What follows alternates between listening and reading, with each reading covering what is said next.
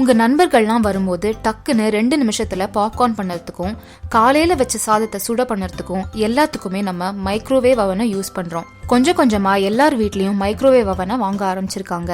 Microwave அவன்ஸோட பெரிய நன்மையே அது கேஸ் அடுப்பு இல்ல மத்த கன்வென்ஷனல் அவனோட ஒப்பிடும்போது சாப்பாடை ரொம்ப சீக்கிரமா சுட பண்ணிடும். இந்த மைக்ரோவேவ் அவன்ஸ் எப்படி வேலை செய்யுதுன்னு யோசிச்சிருக்கீங்களா?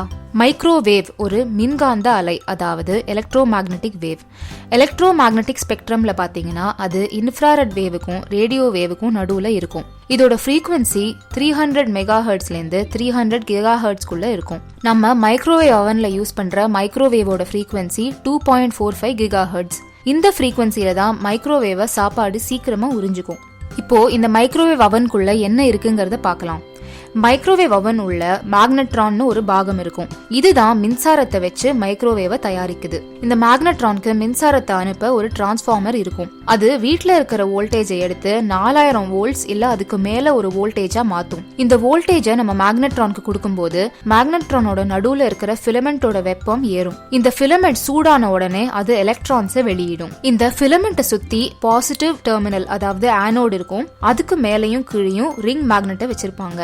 சாதாரணமா பாத்தீங்கன்னா இந்த எலக்ட்ரான்ஸ் ஒரு நேர் பாதையில பாசிட்டிவ் டெர்மினல், அதாவது ஆனோட நோக்கி போகும். ஆனா இந்த ரிங் மேக்னெட்ஸ்லாம் இருக்கிறதுனால இந்த எலக்ட்ரான்ஸ் ஒரு சுருள் பாதையில ஆனோட நோக்கி போகுது. இப்படி இந்த எலக்ட்ரான்ஸ் ஆனோட்ல இருக்கிற கேவிட்டிஸ், அதாவது குழிகள் வழியா பயணம் செய்யும் போது மைக்ரோவேவ் உருவாகுது. இந்த மைக்ரோவேவ்ஸ் ஆண்டனா வழியா குதிச்சு சூடு பண்ற கம்பார்ட்மெண்ட் குள்ள போகும். இந்த மைக்ரோவேவ் அவனோட கதவுல பாத்தீங்கன்னா மெட்டல் வலைகள் இருக்கும். இந்த மெட்டல் வலைகள் கண்ணாடி மாதிரி மைக்ரோவேவ் பிரதிபலிக்கும். இதுதான் மைக்ரோவேவ்ஸ் அந்த கம்பார்ட்மெண்ட்ல இருந்து வெளியேறாம இருக்க உதவுது. முக்காவாசி மைக்ரோவேவ் அவன்ல பாத்தீங்கன்னா ஒரு கண்ணாடி தட்டு மாதிரி நடுவுல சுத்திட்டே இருக்கும். இதுல சாப்பாடை வச்சு சுத்திட்டே இருந்தோம்னா அது எல்லா பருப்புல இருந்தும் இந்த சாப்பாடை சூடாக்கும். அதெல்லாம் சரிங்க.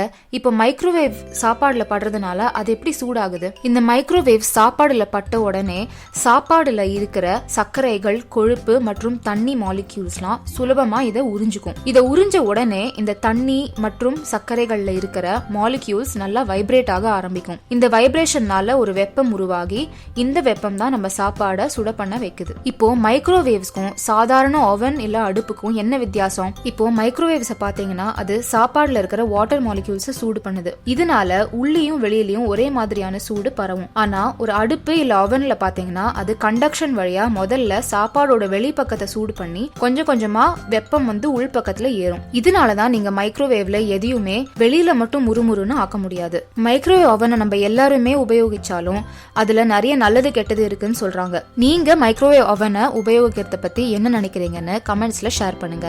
இந்த வீடியோ உங்களுக்கு பிடிச்சு இதை நீங்க யூடியூப்ல பாத்துட்டு இருந்தீங்கன்னா எங்க சேனலுக்கு சப்ஸ்கிரைப் பண்ணுங்க. இதையே நீங்க Facebookல பாத்துட்டு இருந்தீங்கன்னா எங்க பேஜுக்கு லைக் பண்ணுங்க.